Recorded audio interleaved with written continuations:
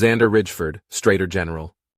December 5th, Earth Year 2103. Dreadnought.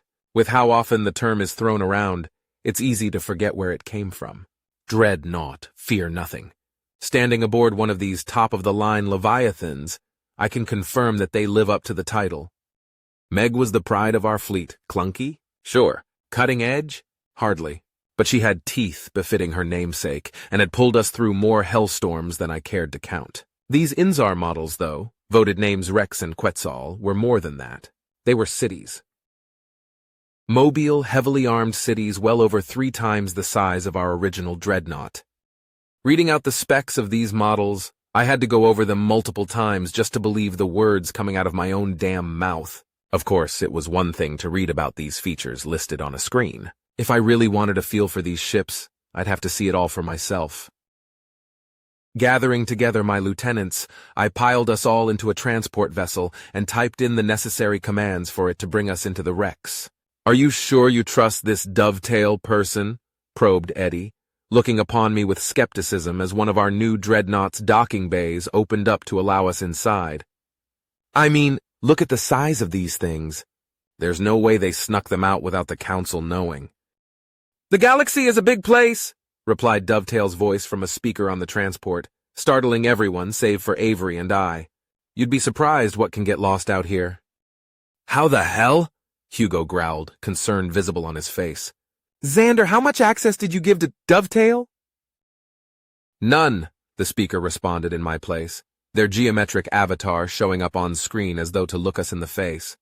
"I can break through firewalls as easily as one of you can kick down a door. Fortunately for you, we are on the same side."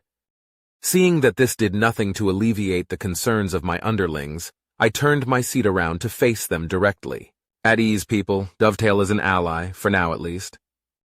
"Thank you for that vaguely threatening explanation, Xander," Dovetail replied, sounding almost amused by our conversation.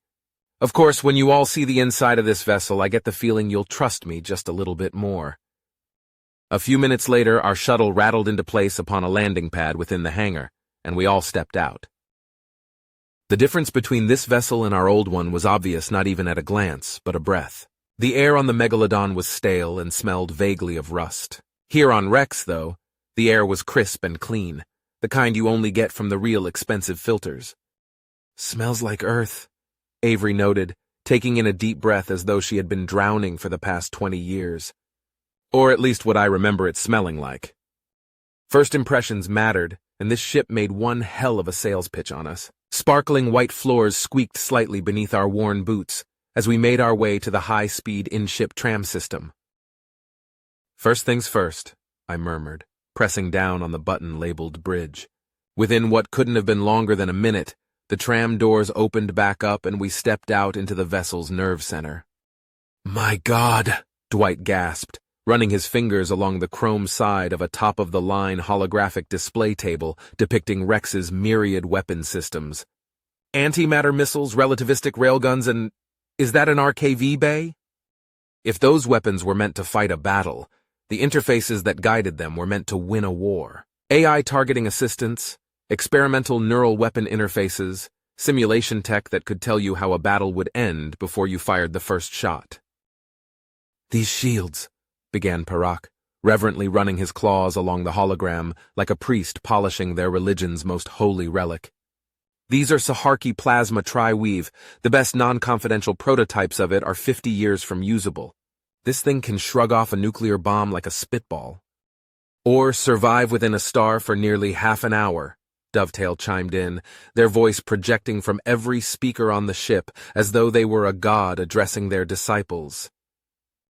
"What even are these ships?" Hugo growled, staring down one of the screens displaying Dovetail's avatar. "I've never even heard of half of these weapon systems." After being glared at for a few seconds, Dovetail emitted a sound resembling a sigh before once again speaking up. "Project Andromeda is a council contingency plan.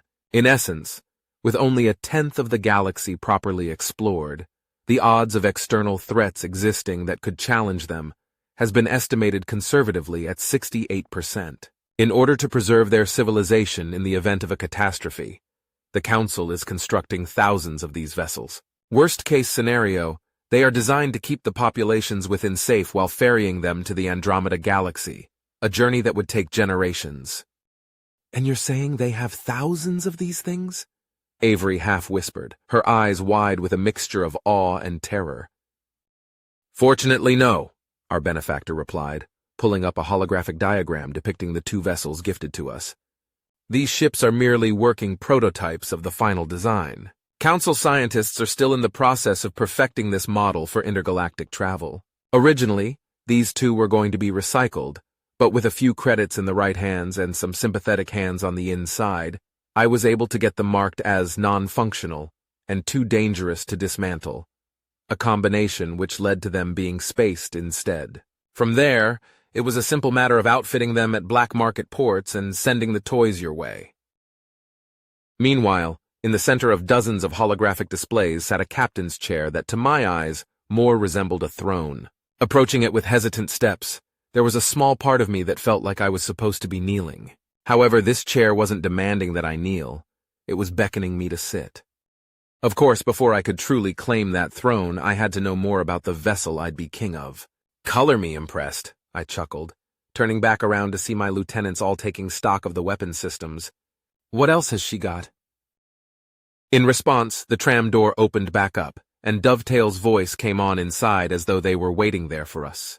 Allow me to give you a guided tour. Stepping back into the tram, nobody needed to press a button for it to once again start moving, carrying us away from the ship's brain and down into the body that would sustain it. When the doors opened back up, none of us could believe what we were seeing.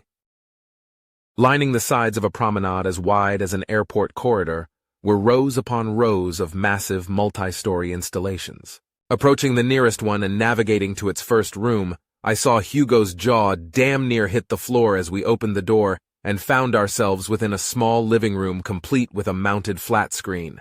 These aren't just living spaces, they're fucking apartments! Back on the Megalodon, it was all I could do to make sure everyone had a cot to sleep on and access to a communal shower. Taking a look around this living space, it was all I could do not to gawk at its comparative decadence. The bedroom had an actual bed, fresh-scented white towels laid in a tidy stack within the private bathroom, and the kitchen came pre-stocked with non-perishable goods. Each of these habitation spaces is intended for one person, but can easily accommodate 3 or 4 should the need arise. Dovetail practically gloated. There are, of course, larger dorms meant for couples and families. Moving on down the promenade, whispers of anxiety and excitement bounced between my crew as we surveyed the civilization in a can we'd just been handed. Our next destination was what Dovetail referred to as the productivity zone. Asteroid mining bays already harboring metallic riches waited in silence with top-of-the-line tools at the ready to help us exploit the starbound bounty. No more scrounging for scraps, added Avery, her words hanging in the air as she ran her fingers along the rough, rocky surface of an asteroid.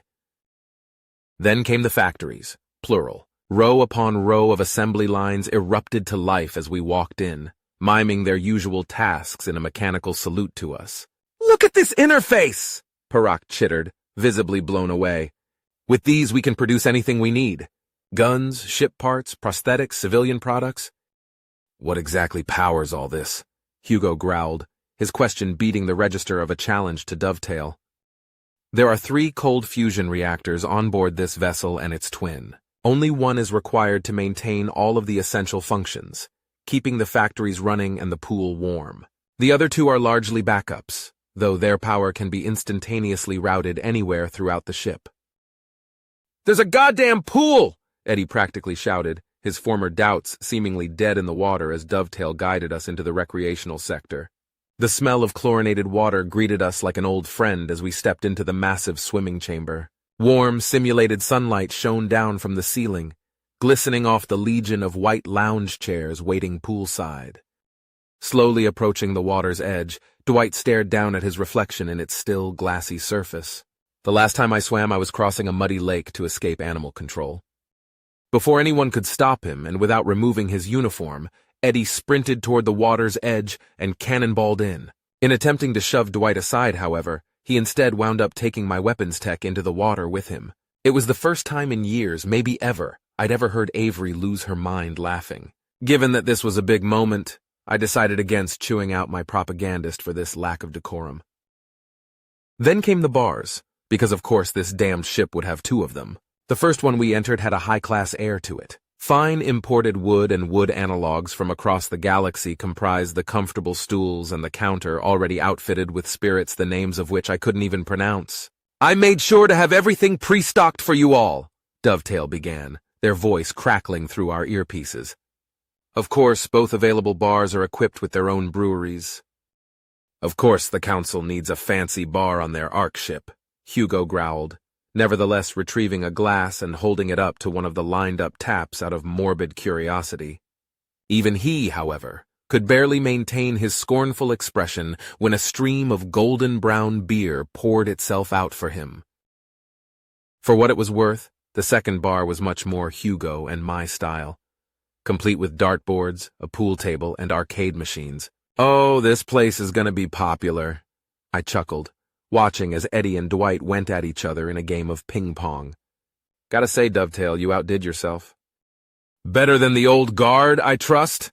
Our new benefactor snarked, their knowledge of our other contacts startling me, though I tried to hide it. "This is all well and good," Hugo interjected, his tone suggesting that everything was in fact not well and good. "But how exactly are we supposed to keep a bar stocked? We're not even self-sufficient with fucking nutrient paste!" "You're going to like this next one," Dovetail replied, waiting for us all to take our leave before guiding us back to the tram and selecting a button I hadn't even read the label of. Hydroponics Bay. As the tram silently whistled to a stop, and its doors opened up to show us the other side, we were greeted not by a hallway, but a horizon. Humid, earthy air rushed to greet us, rich with the scent of chlorophyll and fresh soil. What lay beyond us looked less like something you'd find in a warship, and more like a valley cracked open beneath an artificial sky. Tiered layers of farmland stretched out above and below us, lit by massive sun lamps perfectly portraying a gentle spring morning. "Holy shit!" Eddie and Avery breathed practically in unison. Each of the 4 layers stretched 2 miles in either direction, partitioned by near irrigation channels and flanked by cobblestone walkways.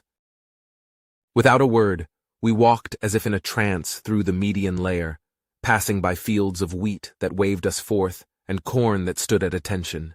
As we navigated further to the back, the scents grew stronger and more exotic. Mint and cilantro grew up against the walls alongside groves of trees that sagged with fruit. Apples, oranges, mangoes, coffee beans, and cotton grew in neighboring patches, their presence a silent promise of warm clothes and a steaming morning brew. Parak chittered with reverent disbelief, gently taking a peach into his clutches. "This kind of acreage could feed tens, no, hundreds of thousands."